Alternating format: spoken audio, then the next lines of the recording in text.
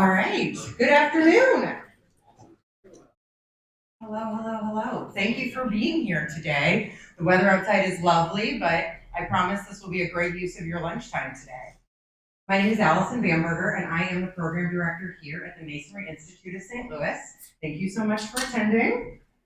In the back, we've got Pam Hallway. She is our receptionist and basically the chief cook and bottle washer. She gets it all done for us, and we very much appreciate her. You probably saw Dave Gillick, our executive director, up at the front. He was the one with the iPad, probably giving you trouble. That's kind of his job. No, Dave is a wonderful, just a staple in this community, and we're really happy to have him. Today, our seminar is on bridging the past, restoration of historic masonry bridges and structures. I'm sure you saw exactly what this is about when you got the email, and we're happy that you registered and came today.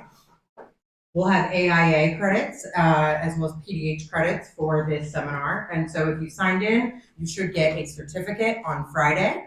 If you do not, shoot me an email. We'll make sure you get that, and it'll be recorded for you to AIA.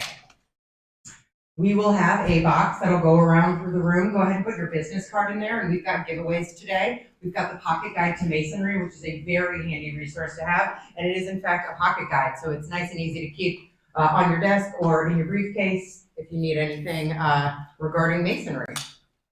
Today, we are very happy to have Leonard Masonry sponsoring us. All right, John, come on up. Hello. Good afternoon, everybody. I am John Munzik, project manager and estimator with Leonard Masonry. Since 1959, Leonard Masonry has been involved with some of the region's most iconic, new, and restored buildings. We can serve as a single source of total masonry services, combining new construction, repair and restoration, and stone installation. We look to offer the best masonry experience to our clients. We say, bring us your toughest masonry construction projects, as no project is too big or too small for our team. Leonard Masonry is known for top quality work and an unwavering commitment to deliver on every promise. Quality and craftsmanship are not just words to us, they are the foundation of everything we do. From building masonry scopes of work to self-performing the restoration, we would love to be involved in your next masonry project. Please get a hold of myself or a member of our team, and we can discuss further. Thank you. Thank you, John, and thank you to the entire Leonard team. They are a wonderful partner of ours in a lot of things that we do, and truly a great resource for any masonry questions that you may have. Next month, our next seminar will be February 19th. Dr. John Myers from Missouri Institute of Science and Technology, RALA, will be here to talk about the durability and performance of FRP, fiber reinforced polymer, in masonry structures. So that will be fantastic. He is really the national expert in FRP, so we're really excited to have him. Look for an email to register for that in about a week. And without further ado, today we have Mr. Peter Babaian with Simpson, Gumpertz, and Hager, and he'll be here to talk to you all about the historic restoration of masonry bridges and structures. Thank you so much.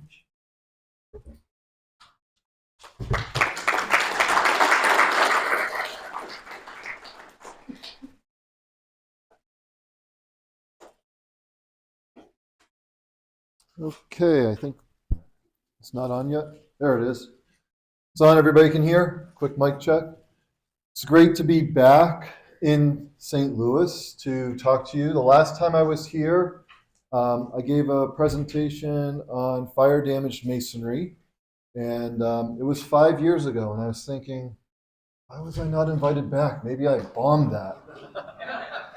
Then I realized that the world shut down about a week after I gave the presentation. And so no promises, but I'm hoping we don't have another pandemic a week from now that makes us all have to work from home again. All right. Let's see. Okay, so safety moment. We like to start all of our talks with a safety moment. And the safety moment here is about loose masonry and hands-on evaluation. We get a lot of requests. Can you come out, take a look at the building, just let us know if we have any potential issues. And we always say, well, if it's a masonry building, especially one with an ornate facade, we really want to get up on the building and and see it hands-on before we tell you that the masonry is in good shape. And the reason is because we can find things such as this area here in the limestone. The picture shows what it looks like after I pulled off the piece of limestone, which I would have brought with me. I'm from Chicago. I would have brought it on the plane, but it's about 12 inches long, ends in a point. I'm sure TSA would have no idea what to do with that and would have said, it's not going on the plane. But this was right next to an entrance, and it's a point. It's about 12 inches long, and it's a chunk of stone that probably weighed somewhere in the order of about 20 pounds. So if that had fallen and hit somebody, it would have been a very bad day for them. So just remember that on masonry buildings, there are, especially ones with a lot of articulation, there are things you can't necessarily see from the ground, and it always pays to get up close. All right, we won't cover all this. All right, I hope everybody read the description and got the learning objectives, so I like to dive right in. I do give a brief history of myself. I do a lot of work on masonry repair from Maine to Colorado. It's been where I've practiced. I'm a member of the Masonry Society, so it's Dr. John Myers is the expert on FRP. I encourage you to come back in 3 weeks when he's here. Know him through TMS, and there really is nobody better. Married, have 3 kids, and I do have a life outside of work somehow. So I got a disclaimer, and that is just because something is laid in running bond does not make it masonry. But, running bond is a great way to put something together and get some stability. And, my kids did this a few years ago during one of the snowstorms that we had. And it's a lot of fun to try to make brick masonry materials out of something else. All right, so what are we going to talk about? First, let's start by defining what makes the structure historic. Right? There's a lot of reasons why somebody may say that structure is historic. We should talk about them. And then we're going to talk about strategies for repair. And those are primarily going to be centered around what the requirements are by the National Park Service, especially in the Secretary of the Interior's preservation requirements. And then I'm going to talk about 4 different case studies. And you can see the words differ at the start of each of those bullet points. We'll talk about the difference between reconstructing, rehabilitating, historic masonry. Then we'll give a quick summary and answer any questions that you have. So what makes a structure historic? What do you think makes this historic? I like audience engagement and participation. Age. I heard age. That makes me historic, I think. I'm coming up on that special level that you get over a certain number of years, you become historic. Style of architecture. Style of architecture is a good one. Yeah, this has got a unique style of architecture here. Anything else? What happened there? Yeah, I've heard that. Was there another one that somebody threw out? Part of another neighborhood, part of a bigger historic neighborhood, which is historic for maybe one of the other reasons that we've already talked about. Sure.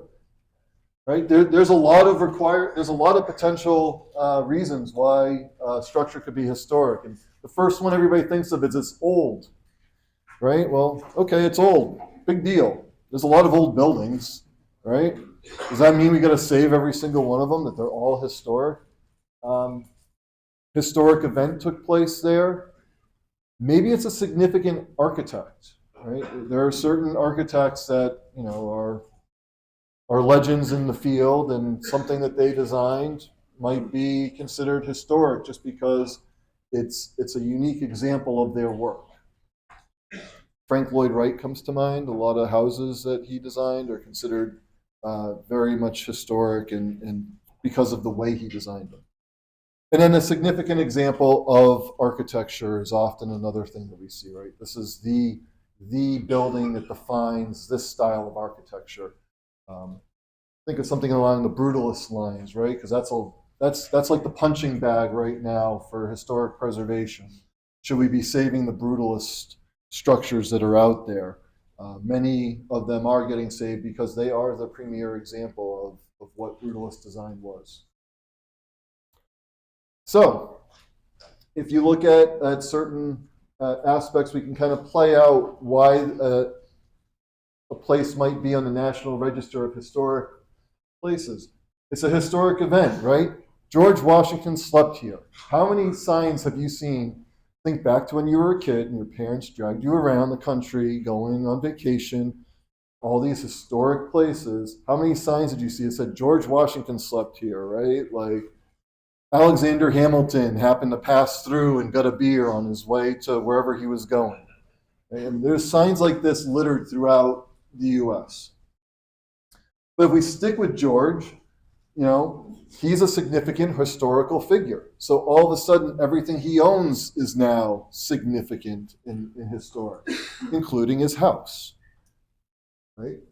We can use the example of it being a significant example of architecture as well, right? His house, picturesque movement, Palladian design, something we might call now neoclassical or federalist or idealist architecture. It's an actual great example of that, and it's well preserved. And then there's more about the context of it within history, right? It's colonial. It was a plantation, right? There's other things about it that could be contributing to the historical significance of it. And historic structures, I think people start to think about them and they say, well, they're all on the East Coast because they're all from the 1700s. Or that's where a lot of big events took place. Or maybe they start to come into the Midwest and the South through the Civil War and all the events that happened around that. But the truth is actually very few counties in the United States that don't have some significant historic structure that's been designated as such and put on the National Register. So if we look at Missouri, there's over 2,300 listings in Missouri, and they vary from individual houses, right? That's Harry Truman's birthhouse, historic for obvious reasons. There are museums, there are monuments like the Arch, right? That's a pretty new structure, but I would argue it's historic, kind of defines the city of St. Louis in many ways.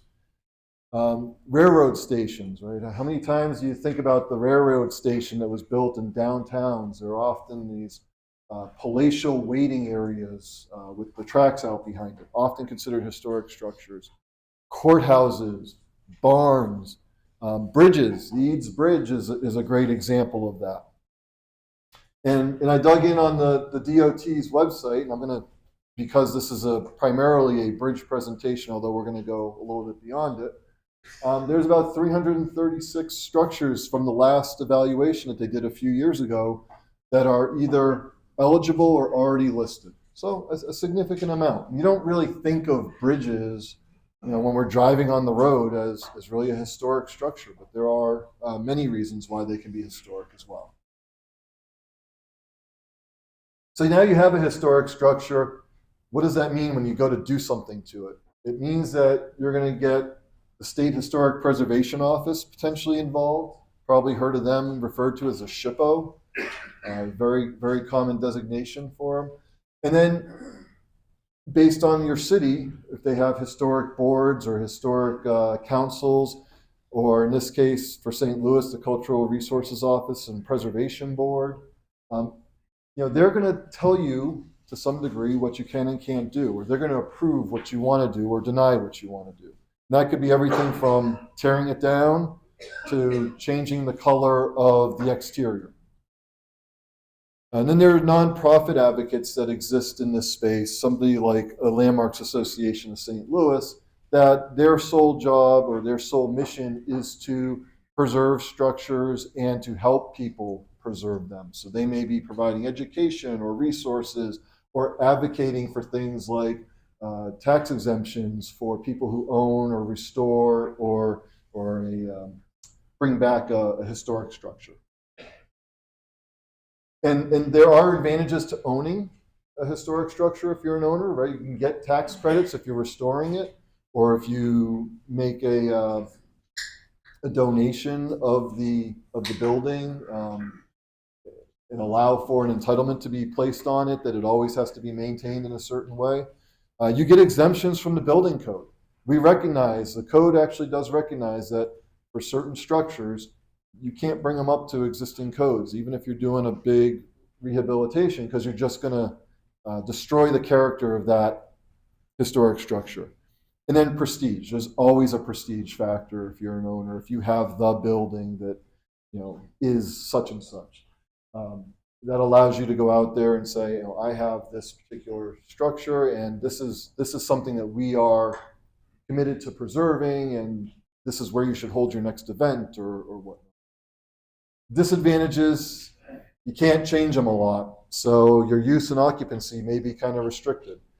If you own a concert hall and it's a historic structure, it's probably not many other things you're going to be able to change it into, other than as keeping it as a concert hall. Your repair options can be fairly limited, and we'll talk about that next. And then changes can be hard to enact because you have to go through different layers that may exist for approvals. So let's talk a little bit about strategies for repairs. Secretary of the Interior has a document called Standards for Treatment of Historic Properties. It's a collection of standards that they've published. It's really a set of principles that are available to people in non-technical language, which is great. So the layperson can read it and understand it. And then they have some guidelines as well that they want you to work within if you're doing work on a historic property. And what you really need to figure out is where you fall within these guidelines. So, I am an engineer. I do like to put things into charts. I think it makes it more readable, but maybe not. If we look at the horizontal axis, we have sensitivity to historic details, i.e., what's there, what would we change, what would we keep? So if we go to the left, we're going to be more sensitive to it as we do our work. If we go to the right, we're less sensitive to it. And on the vertical axis, we have performance improvement. Right? So in theory, if we're doing work on a historic structure, there is some non-performance that has occurred, whether it be due to age or due to deterioration or due to some other consideration. So we can improve the performance, certainly, as we move up the axis. And what we've done is kind of plotted the 4 categories that the Secretary of Interior Standards lists on this axis. So if I'm going to do preservation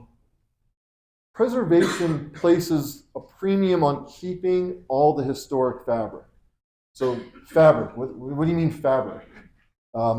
Fabric is the original material, or the material that's there. It's not clothing that we're wearing. But they want you to retain as much historic fabric as possible. So you got to do some work on some brick masonry. You're saving the brick.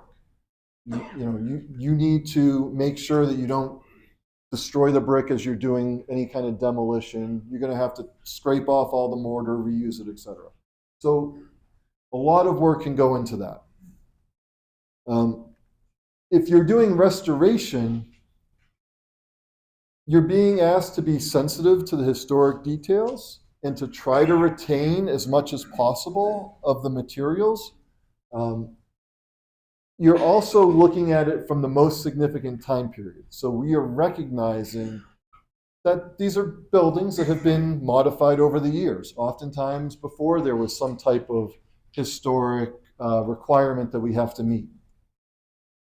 So you have a building that was built in the 1890s, historic, significant, but it underwent a big renovation in the 1930s, right? What does everybody know? Do they know the 1930s image of that building, or do they know the 1890s image of that building? That kind of governs where you need to go to And that can allow you, from a restoration standpoint, to potentially get rid of some non-performing material or details and go back with something a little bit different. So there's a little bit of flexibility there. Rehabilitation wants you to save as much as possible, but it recognizes that you have deterioration, you have something wrong, you're doing work for a reason. So we need to actually improve the performance. We need to make a change. There is the ability to replace brick, right? We're taking brick off because we have to get to something, or it's all cracked up, or the mortar's all cracked up, and it may be better to go back with a new brick because maybe the old brick was just too porous, not well fired. So that's the rehabilitation gives us that ability to do that.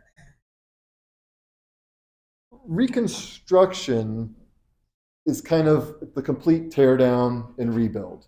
You may save some historic materials that you incorporate into it, but it might be all new materials. Oftentimes, when it's this, they ask you to save some materials. You probably saw some of the materials out there in the foyer.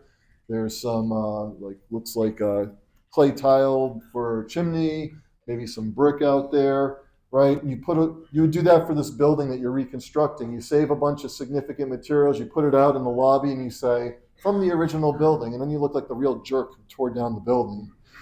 You just, all I could do was save this little bit, right? So that you could appreciate what used to be here.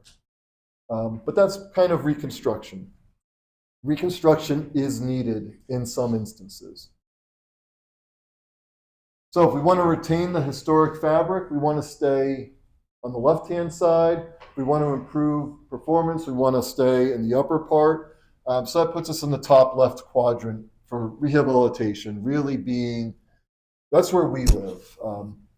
Our firm believes more in the rehabilitation. We want to keep historic fabric, but we also want to improve performance. And we're willing to make some sacrifices to some of the historic fabric if it's going to get us better performance, a longer lasting building. And quite frankly, sometimes you need to change it because you don't have the manpower or workforce knowledge to build like they did 100, 150 years ago. And sometimes it wasn't performing. You don't want to be back here in 15 years doing it again. So from a strategy standpoint, how do you deal with it? First thing you deal with, you got to get the SHPO involved. If they're going to have say on this, you got to get their buy-in on the approach early, because you can go down a whole path of what you think you want to do, and it gets to them for review, and they have the ability to say, nope, change it entirely. We are not on board with this. And I don't have to tell everybody here, that's the worst thing you can get is a full rejection. You need to restart. Nobody's happy. Owner's not happy. Architect's not happy. Engineer's not happy. If there's a contractor involved already, they're not happy. So engage them early. Both for the designers and the contractors in the room, assume lots of unforeseen conditions. One of the things I've been asked to come out and, come on out, tell us what's wrong with the building. But we don't want to spend any money, so don't do any work. We're not going to make openings. It's like, yeah, I'm Superman. I got X-ray vision, right? Like I'm going to start like scanning the brick and tell you what's going on behind it and tell you what you need to do. Investigate, right? Let's eliminate as many of these issues as possible. Let's make sure that we know what's going on, right? Why is the brick cracked? Is it because there's embedded steel that's corroding? Is it because of freeze-thaw damage?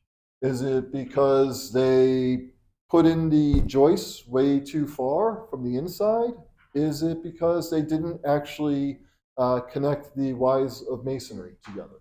Right? There could be all kinds of reasons. I don't know, but there's different restoration extents for each of those, right? And you want to make sure that you're taking as much off the table from an unknown standpoint as possible, but carry a contingency.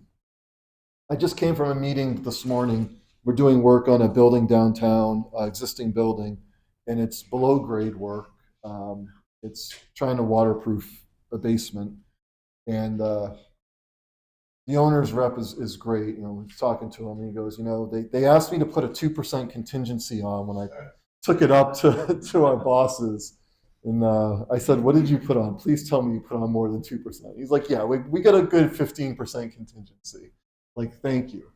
You want to have that contingency because you just don't know until you start digging into the wall system or the roof system or whatever we're actually working on. I'm going to talk about mock-ups in a couple of examples today, but mock-ups are really critical. Matter of fact, for one of the projects, mock-ups were required by I would say by the SHPO, but the SHPO deferred to the city and their preservation officer. And it was through the mock-ups that we came to an understanding of what they were actually looking for. I completely disagree with what they were looking for. I think it was a bad idea, but that's what they wanted. So we'll go over that.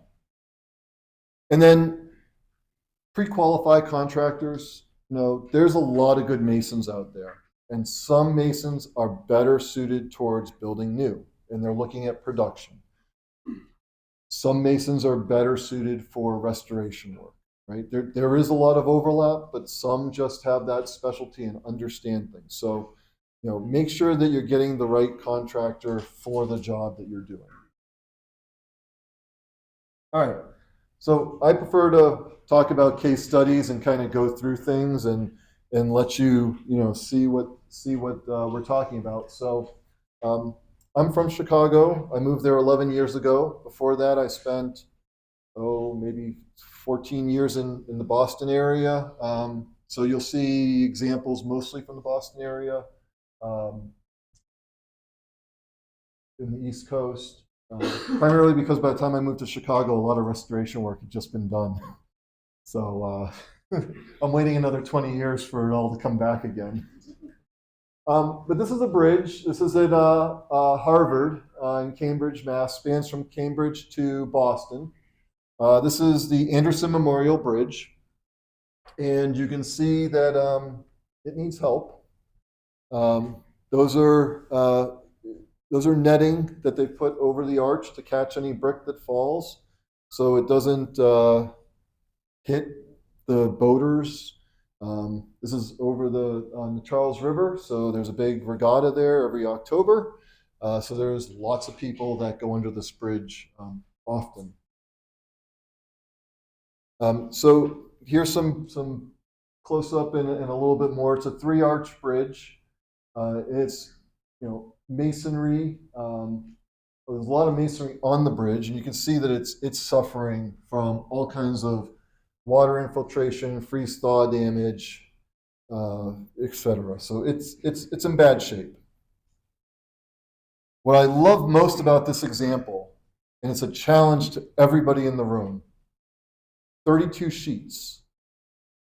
That's what they had for the design of this bridge. Does anybody want to guess how many sheets we had for the rehabilitation of this bridge? 200. 200? 300? Did I hear 980? No?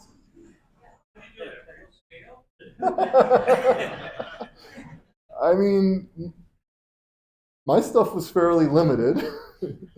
But I mean, just the survey stuff, the roadway, all that information alone was something like over 100 sheets. It was crazy. It was a massive set of drawings. I don't understand why it was so big. But you know, this is a detail from that. You'll see another one later on. I mean, it tells you everything you need. It's got the layouts. It's got the coursing. Essentially, it's a masonry concrete hybrid structure, right? They basically built masonry, poured concrete as they went, and you got this hybrid structure that holds everything together in a concrete arch superstructure underneath. So here it is. I was on this bridge a few months ago. I should have taken new pictures that didn't have all the snow. But you got all kinds of cool architectural elements on this bridge, including plaques. There's a plaque on every one of these end piers. that talk about things like when it was built, why it was built. This was actually built by a son to a father, right? Like when you go to Harvard, I guess you just, I'm going to give you a gift, Dad. I'm going to build you a bridge, right? Like when you're the third generation going in the 1800s. So it's built. This was built in 1912, as I mentioned. But you can see that there's there's a ton of water coming through. It's getting through the roadway. It's getting through all the soil underneath. It's coming through the cracks in the concrete, as well as through the drainage holes. But we're up here and we're saying we're looking at these parapets, which also double as crash piers, right? When you think about it, right? Although this was built in 1912, certainly wasn't designed for AASHTO related loads, but that's what they had to do. Is they're there for keep the vehicles, from going into the water. Look at all the movement, the ice, the missing materials, substantial decay and deterioration on this bridge. So we did do quite a bit of evaluation and summary of it. Looking at the biggest thing was, can we keep the arches? Can we keep the concrete? Or is enough water gotten there that we deteriorated the concrete substantially so? So here's a core coming out through one of the cracks. I mean, it's substantial. So the benefit, the beauty is that where it wasn't cracked, up here and at other locations where it wasn't cracked, the concrete was in pretty good condition. So they were able to keep the concrete. And then the question became, well, what do we do with the masonry? Right? We essentially can't keep any of this masonry, unfortunately. So this is a reconstruction. We're taking it all off. They're taking down the entire parapet. They're taking down the walls. Everything's coming down to the arch. So the question comes, how do you rebuild this? Right? How do you rebuild it so it looks the same, but we're using 21st century materials and techniques? Can we do it better, right? I mean, they closed down the bridge. They closed down the river, built the bridge. They had all kinds of, I'm sure they had all kinds of shoring work in the river when they built this in order to create the arches, especially the brick arches, which return underneath for the first 3 feet or so of the bridge in order to give that brick look going underneath into the arch itself. And so we had to come up with a concept of how we were going to approach this, and we decided that we wanted to manage water. We thought, okay, if we put brick and concrete back together, all we're going to have is a lot more cracking. We're going to get freeze thaw damage, and in less than 20 years, it's going to start looking like it did, on the day that we started taking it apart. So we decided that up high, especially because we had to make a crash barrier out of this, all concrete, and that we were going to do a veneer wall around it. And the veneer wall was going to be, mostly masonry. We had some question about how do we do some precast in there. It's a stucco finish. How do we make that work? We've got cast stone. We've got more brick. But basically, we're going to manage water. We're going to have a flashing up the top. We're going to try to keep water from getting in. We're going to manage it and send it out. And then the question became, well, what the heck do we do with this brick that has to be essentially bonded in? There's no way to really hang this brick. We looked at the Halfin system, but how do we get this here, especially when we weren't removing the arch, right? The concrete was staying in place. And then when we looked away from the piers that went all the way down, in the middle of the arch, we had concrete and stucco. We had a stucco finish that we had to match. So how do we deal with that? And still manage water with all the different materials above. So we came up with these details, and you can see we kind of went through a big process of how do we create these funky shapes? How do we anchor things? I will admit we probably had 10 pages of details out of that large sheet set. Whereas, again, the original designers, 32 pages, 32 sheets, that's all they had. And they only had like maybe 4 or 5 sheets of details like this. But we want to manage water. But you can see now we have these huge stacks of brick masonry. We've got to introduce lintels. Where do we do that, right? It's a very articulated facade. And how do we keep it looking continuous all the way across? So we developed these other strategies when we got to the roadway approaches in order to allow for, again, more water drainage, and then some grouted precast or granite actually at the bottom of the pier. So he said, okay, let's do some mock-ups. Let's see what this will look like. Let's make sure that this can be done. Let's pick our brick. So we matched the brick. That was actually one of the easier things. The nice part about the New England area is they have a lot of brick fabrication that is water struck, so you have a lot of options to match historic brick. But that is a unique kind of appearance to it. And then it became, how do you create the cast stone tops? How do you create these cast stone panels? How do you look at the rest of this that's going to be concrete, only covered in stucco? So what we did is, first thing we did is we took the best piece of parapet we could find and we cut it out. We lifted it up and we put it in the construction yard and we said, this is what we're trying to match to. Right? This is existing. This is how they built it. This is what it looked like. This is what it looked like in 2012 timeframe. So 90 years after construction.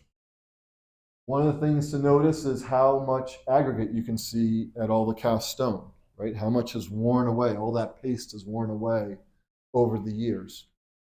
And then let's start building panels for how to put it back together and make sure that we get good brick matches. And then if we're going to do these inset panels, that we can stucco over them, that we have the right steps in and out of plane. You saw that there was a lot of stepping of the brick. So pulling this was a great idea because now we had something to judge it against. Pulling it was a bad idea because now the shippo had something to like pour over and look at and say, okay, I like this piece, I like that piece. What this person decided, and I understand why he decided it, but it's the part of me I will never understand. This did not look this way in 1912. That was not exposed aggregate to the extent that it is now. It probably had a very, visible aggregate finish, but probably more cast up against it rather than aggregate that was actually exposed, and you can actually run your finger and it's really rough and you can even potentially pull out a piece of aggregate. The decision from the shippo was it needs to match that. So we took brand new precast and took 40 years off its lifespan by sandblasting off the finish in order to get an aggregate finish that matched that. That is probably the only decision I've ever really pushed back hard on a shippo, and I lost, of course, but one of the ones I've never really understood. But the explanation was we want to give people back and let them see exactly what they saw right before it went away. And I was like, okay, great. We'll do all the freeze-thaw damage too, and we'll have all the all the efflorescence. I mean, we can do lots of things like that. So this is how we were. This is us doing a whole bunch of samples, taking precast. First we had to find the aggregate, the right color aggregate, and then sandblasting it at different amounts to try to match the old precast and what it actually looked like.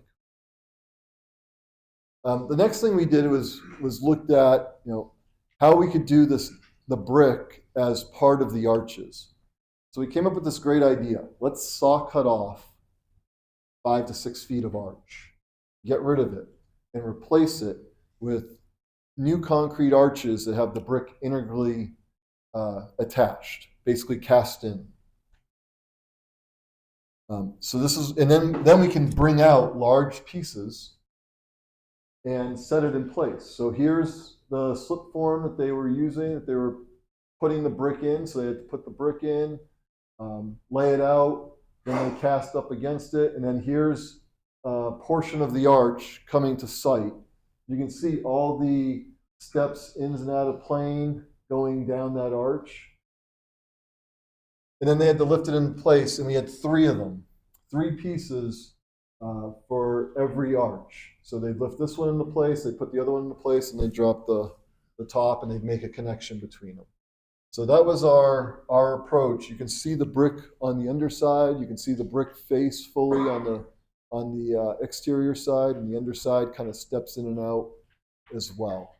And so here's the sawed off arches. There's the points where it's going to sit on the new anchorages, and then the whole thing gets. Then we can cast in place new walls as well and build our exterior brick masonry. And this is how we ended up. I think we got rid of the efflorescence, we got rid of all the cracks and like the 2-inch gaps, and I think it looks pretty much like they wanted it to from the way it was before. Right down to a fairly good amount of exposed aggregate in the cast stone. All right, so that was reconstruction because we did reconstruct it. This is rehabilitation of a historic bridge. This is down the river. This is the Longfellow Bridge, also sometimes called the Salt and Pepper Bridge due to the unique shape of the towers. And this one, I'm calling it rehabilitation because for the most part, we rehabilitated the bridge. All these all these stone masonry piers that exist. I mean, that's stone all the way down through the river down to the foundation. I mean, we were literally like inside these, going down below the riverbed, and trying to figure out how can we bring these stone piers back and solve a lot of the issues that they had. So these were not really deconstructed or reconstructed. So for that part, it's a rehabilitation. And I think there was 12 or 13 piers that continued all the way down. What did get reconstructed were the towers. So those came down as part of the work. And I'll go into why in a minute. So there's a bigger, more broad picture of the bridge going out. You can see the four towers. And here's kind of what we were seeing, right? We had a lot of deterioration. We saw these vertical cracks going up in some of the piers, a lot of efflorescence, a lot of openings, some cracks in the granite, efflorescence down here near the prow of the ship. Working with carved stone is really hard because you don't want to touch the carved stone lest you break the carved stone because there's not that many people who can carve stone like they used to carve back then. But we'd come up with these elevations of each of the piers, and we came up with a whole bunch of types of repairs, right?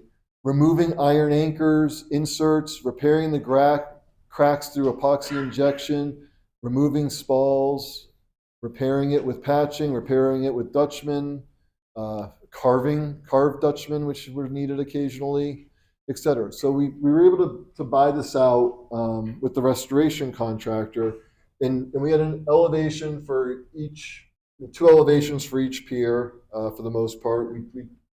We tried to capture as much of the end piers on these elevations as well. Like I did say, we did take the towers down. There's 4, 5, 6, 8 towers total. The 4 in the middle of the bridge, and there's 4 on the ends of the bridge, 2 on each side.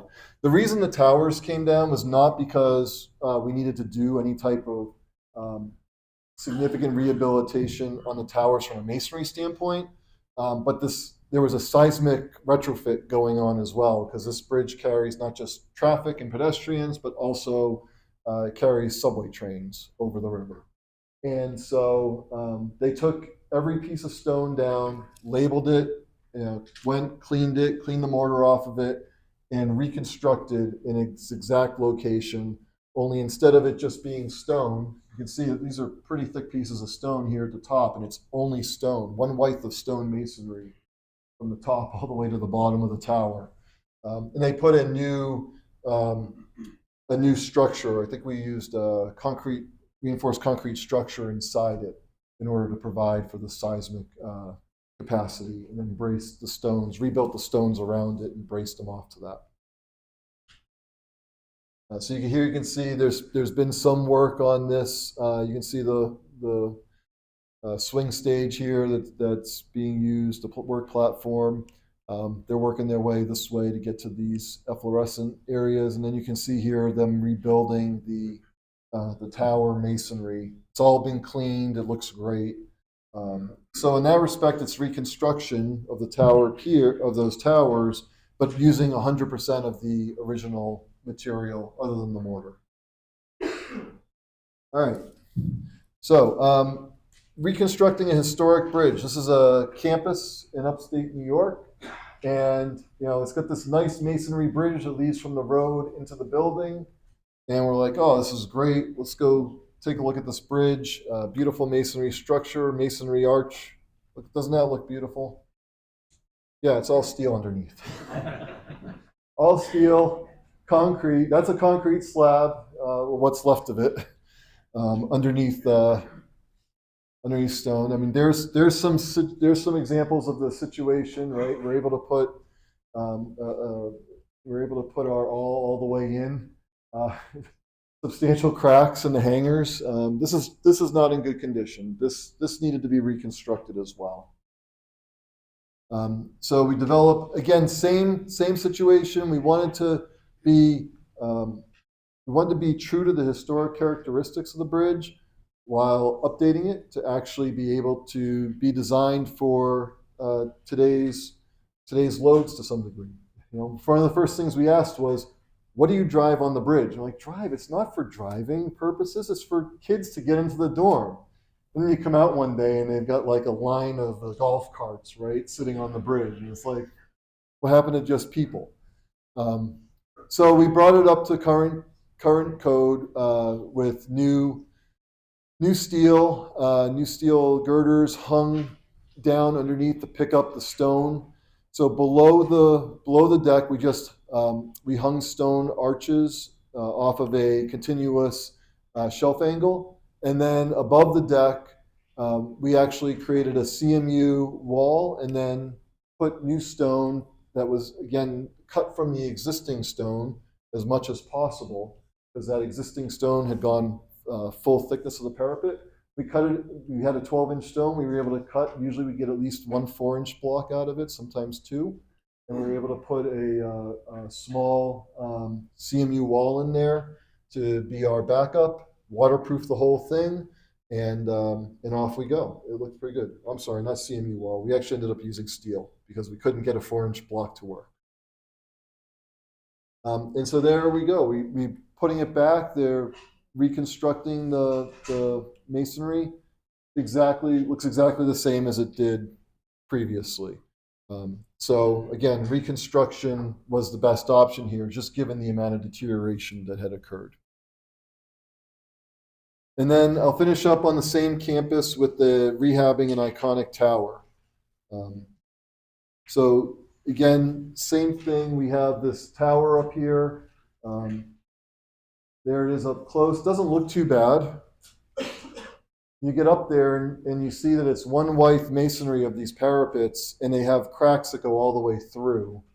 And actually, if you pushed on them, they vibrated. They moved quite a bit. Pushed too hard, it would go down through the roof below into the dorms.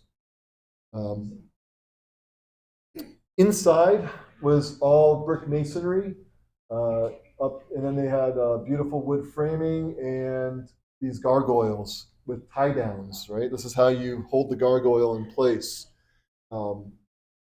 So we had to figure out how much of this we clearly had to rebuild these. There was no way to salvage them. We had to figure out how to rebuild them.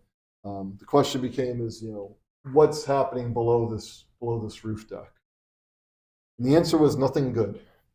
The mason, we get a phone call from the mason, I'm taking down the parapets. Great.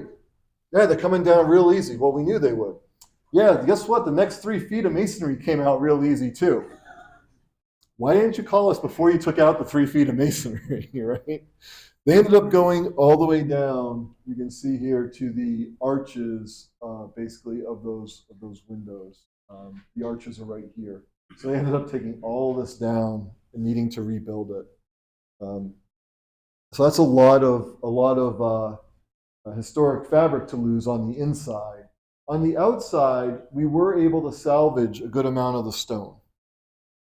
In this case, they did not actually locate the stone, like number it and figure out what face it goes on and whatnot. We knew the mason really well, and we gave him artistic license because we also knew he wouldn't be able to save every piece of stone. And then we gave them a CMU design to anchor a backup wall into the remaining good masonry with large grout anchors that went down into the piers between the windows. And we had a grouted base, and then we did a cavity wall above. Again, we wanted to manage water. We didn't want to put it in the same situation where we have masonry exposed on multiple sides to water and temperature. So here's our detail, especially when we get up at the roof level. Brought that CMU up, bring the roof in, the roof structure, and then continue up with the CMU backup wall, waterproof the whole thing, cover it, flash it. It came out really, really beautiful. Matter of fact, which one is the original? Right, so you're able to, we said we gave the mason full liberty too as to how to rebuild it. We think he did a great job. The owner couldn't tell the difference. All right, so with that, I think we're just about near the end of the hour. So, quick summary. Just because it's old doesn't mean it's historic, and just because it's historic doesn't mean it's old, right? I think it needs to be more than that. There are advantages and disadvantages to having historic buildings from an operations standpoint, maintenance, repair, future use. There's a great roadmap out there for how to go about repair work using the Secretary of the Interior standards and guidelines.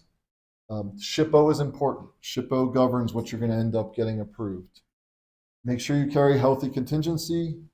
Do mock-ups, because if you don't mock up, you won't know if you're getting what you want. And pre-qualify the contractors for sure. So with that, I'll end here with another beautiful historic masonry building for us to all look at. And take any questions that you have. Thank you very much.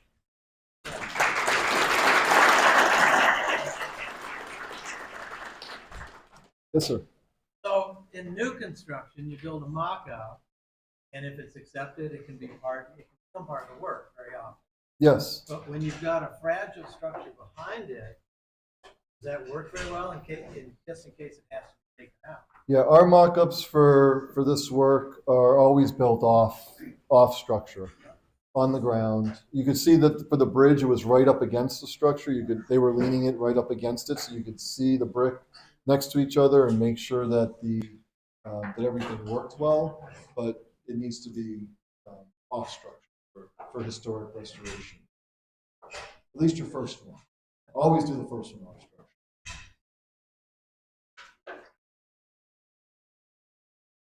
Any other questions?